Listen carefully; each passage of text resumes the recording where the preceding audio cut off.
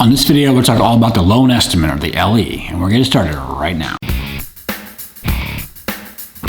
Hey, what's going on? I'm Emmett Dempsey, mortgage broker and owner of Treasure Coast Mortgage here in Port St. Lucie, and welcome to another video. On this channel, we talk more about mortgages, the home buying process, and some cool things around Port St. Lucie and the Treasure Coast. So if you're new here, please think about subscribing. Okay, the loan estimate. Okay, by now you're either buying a house or you're refinancing. You got this big old package, either electronically or mailed to you. And one of the most important pieces of that disclosure package is called the loan estimate. Now, if you haven't gotten a mortgage in a while, you may have heard the term good faith estimate or something of that nature. And even now, I still talk to borrowers that says, "Hey, give me a good faith." Well, after August of 2010, October of 2010, that document, the good faith estimate, was retired, and it was combined with the old truth in lending into the new loan estimate. So the government decided to combine these two forms that were required: the truth in lending, that used to have your total of payments and things like that, and also the good faith estimate had your settlement charges. They combined those into one document called the loan estimate. Now, this document, it's good enough. It does a job and tells you what your estimated charges are. However, there are some flaws in it. But I'm going to go to a deep dive of a sample loan estimate that the CFPB provides, and go over every section to look for. And then in that video, I'll walk you through some highlights that you need to be aware of. But your loan estimate is a document that every lender uses. So no one has their own special form. Like, we all have the same form. It's called the loan estimate. Okay, so every lender, no matter what channel, even broker, banker, credit union, what have you, we all use a loan estimate. So, and that being said, you can use that same document to look at different lenders and look at different deals. And that's what I encourage you to very much do, to make sure that you're getting the best deal that your family qualifies for. So I'm going to go into a deep dive into the loan estimate for every section, to what to look for in a minute. But I just want to give you the overview of the loan estimate, and it's an important document as you're shopping for your home loan. So let's go and take a look at the loan estimate right now. Here we go. Okay, here's the loan estimate. It's a 3-page document. Now, this is the sample provided by the CFPB. I wouldn't disclose any of my clients' information. So this is just a make-believe loan. So it's just to show it here. So let's go step by step. At the top, it tells you who the bank is. Now, I'm a mortgage broker, not a lender, so we don't loan money. So whoever we decide to place your loan with, that's who it'll be. The date issued, applicants, that's you guys. The property that you're buying and refinancing, and then the sale price or appraised value. So, and then here's your loan term, the purpose: purchase, refinance, fixed rate or adjustable, your loan type, FHA, conventional, VA, etc. Your loan ID as, issued by the lender. And then right here is a very important box, is rate lock. Now, only a locked loan estimate is what I consider to be true. So a lot of times if you're out there shopping, you have to be careful. If you're getting unlocked loan estimates that have really rosy terms, you need to really push against it and really verify them, that they are what they are.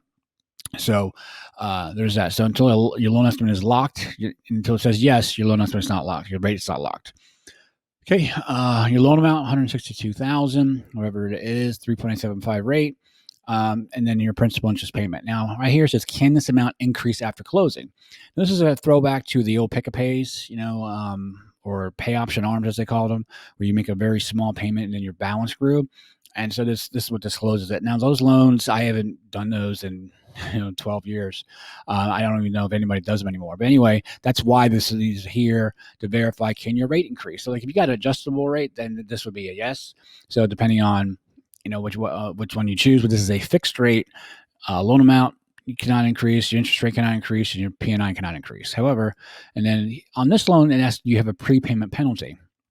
And most of the loans that I do not have one, but this one, if there is one, you'll get notified yes or no right here. Also for a balloon payment, and if there's some specialized products out there, but I generally don't do those.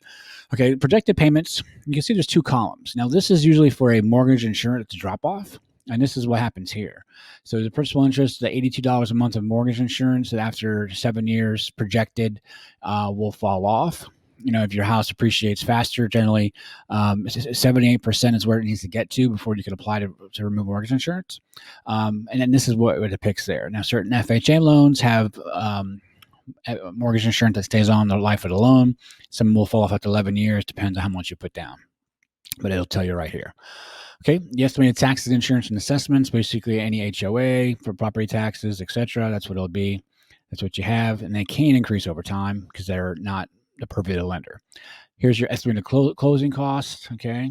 And then here's your estimated cash to close. That's the actual money out of your pocket. Okay, let's break these down further. Now, the second page has all the fees broken into their correct boxes. Now, box A is the lender box. That's or lender or broker box. These are the fees that I have influence over. Okay, so your points will buy down your interest rate, and I did a video on points. You can search that on my channel. Underwriting fee, that's usually the underwriting fee for the investor that I choose. Most of the time, I'll check a box and I'll get this fee built into your rate. But even as a wholesale, my rates are still very, very good. So a lot of times you don't even notice that it's there, but that is usually they do charge that fee. And application fee, again, I don't charge any of that. Usually your box A will be clean, and then the only thing I have go to section B. Section B is services you cannot shop for. I have usually use a processor, $7.95, as will show up here, and B, your appraisal fee, credit report, flood. These are all standard here. Sometimes they're called tax service fee, and that's to get the transcripts from the IRS. Okay. C are services you can shop for. Generally, your termite, your survey, and your title insurance. Now, in Florida, usually on most contracts, the seller picks the title company in exchange for paying owner's title. So it's kind of a contradiction where you can shop for it, but you can't shop for it because you're not paying for it. So it's kind of a you got to weigh it that way. But that's where those title charges do show up. Okay.